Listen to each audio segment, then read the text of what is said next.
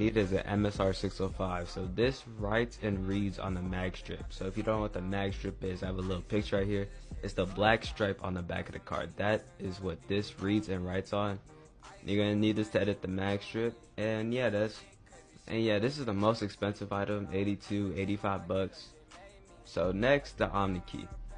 So the Omni key is really cheap. It's only 14 bucks. This is the one I have personally. I recommend you get this one because it just works fine. But if you can buy this one, get this one. If you can't, if it's like off sale or something, you can still get another one, but I recommend you get this one. The Omni key is using like 90% of the process of cloning. Everything I'm showing you guys, you're gonna need. And the last thing you need is J2A040 blanks. You need the blanks to put in the Omni key. You need the blanks to put in the MSRX. You know, you need them, right? So you see these come in 1, 3, 5 pack. You can reuse blanks. So if you're really trying to get started with the least amount of money spent as possible, you can just get a 1 pack. But if you have the money, I recommend you get like a 3 or 5 pack just to have extra ones lying around. It helps out a little bit. But before I finish talking about the cards, there are certain things that you need to make sure it says in the title and description to make sure the card is right for what we're trying to do, right?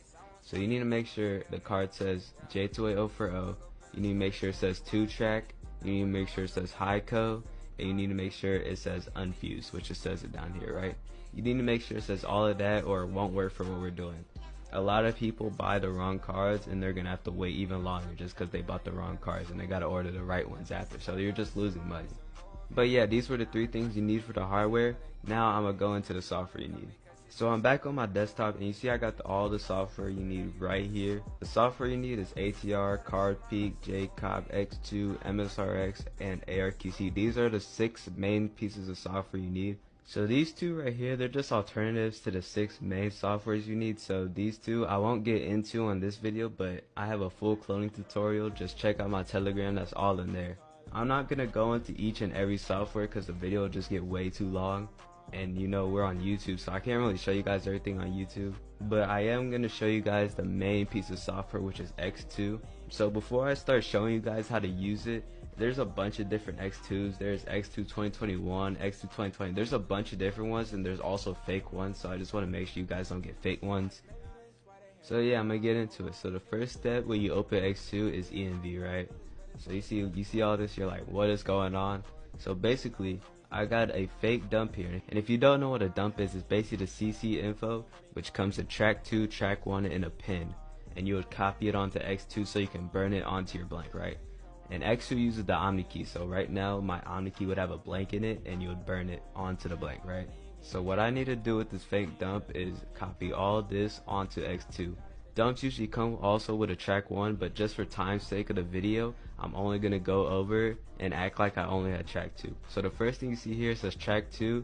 I'd copy and paste this and put it in there, and I'd max it out with 0. So I just spam zeros until, let me see, I'm clicking and there's no more zeros. That's when it's good, right? For the cardholder's name, usually the cardholder's name would show up in track 1, but since I'm acting like it's just to save time, I'm gonna just click space and erase. And if you actually get a dump, just to let y'all know, if you actually get a dump with only track 2, because track 1 isn't necessary to clone a dump, just to let y'all know. Next is application label. So this is where bin checking comes in. So if you don't know what your bin is, it's actually the first 6 numbers, which is also your IST number. So now I'm on a bin checker website. I'd copy the first 6 digits of my track and I put it in here and click check, right? And it gives me all this information. It tells me it's a credit, it tells me it's Bank of America, it tells me it's USA. That's all we need to know. Visa, credit, USA, right? We go back to X2 and what we put in here is a Visa credit, right? If it was a Visa debit, I'd put Visa debit, and if it was a MasterCard, I'd put debit MasterCard. It'd be backwards, right? So for this one, it's a Visa credit, so that is all we need to put, and we've done the application label. Next, we go to credit down here, and we choose MasterCard, Visa, or Amex, and we choose Visa since this is no Visa. And for the track 1 discretion data, usually you put a track 1 in here, but since we don't have one, you would just delete everything and click space and you're good. For the writer, we choose the Omni key.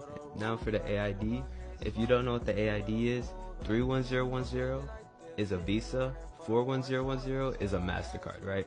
So 31010 is what we put here for the Visa, since it's a Visa. And for the country code, since I'm in the USA, it's 0840. That is the USA country code. If you don't know the country code for your country, you can search up online. I also have a list in my Discord that goes over all the country codes. And next, the currency. The currency code is always the same as the country code, so you put 0840 in there too. And you saw it in the fake dump. We have a pin 3665. We put that in there, and we just did all of that quickly, right? Cloning is a fast process. People think it takes a long time, but it really doesn't. Next, we're gonna go down here to effective and expiration date. I'm gonna click the expiration date, delete everything, and this is how you find the expiration date of your dump, right? So you go back to your little track 2, and you find these 4 numbers after the equal sign, right? These 4 numbers. That is your expiration date. 2024 April, right? That's your expiration date. So what you put here is 2404, and then for the last 2 digits, you would put how many days are in that month. So I know April is 30 days, and that is how we put our expiration date. Then we go to effective date.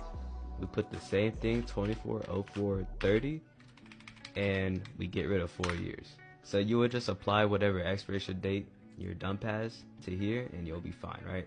So we just completely did the EMV part of cloning a dump, right? So if I click credit, it would burn onto the card. Just give it a second, boom, completed job. So I just successfully cloned the dump, but there is one more step. I'm not going to completely get into it because the video will just get way too long, but I'm going to skim through it real quick. IC load, you'll basically just put everything in here the same.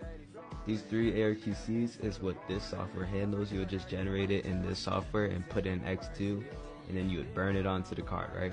I'm going to show y'all what an IST is. So 404773, that is our bin, but that is also our IST. We need an IST to match our bin to burn it onto the card, right?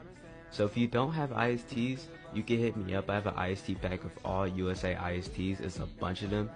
But I'd click open and I'd find my IST file. So I already have a bunch. I already have 414773. So I'd double click and boom, I put it in there, and I'd put all the stuff in here and I'd burn it, right? That is how you use the IST. The only hard part is getting the IST files, but if y'all need them, I got you. After that, you could close X2. You would go in Card Peek and check all your work, and Card Peek will show you if you did everything right. So yeah, that is the main part of cloning a dump. I just showed y'all all that for free. No one's really putting y'all on